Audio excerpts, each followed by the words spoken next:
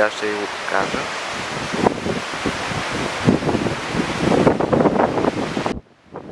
Обърнете внимание на борчетата, които са засадени скоро.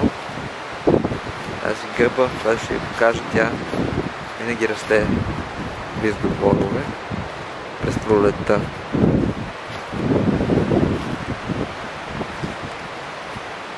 Ето сега. Тук има едно плодно тяло. Филвела леокомелена на формата на купичка и в основата едно късо пънче с ребра. Виждате как е уребрено. Вътрешността е сиво кафява. Ръба на някои места е назъбен. Това е много характерно за този вид. Ето още едно.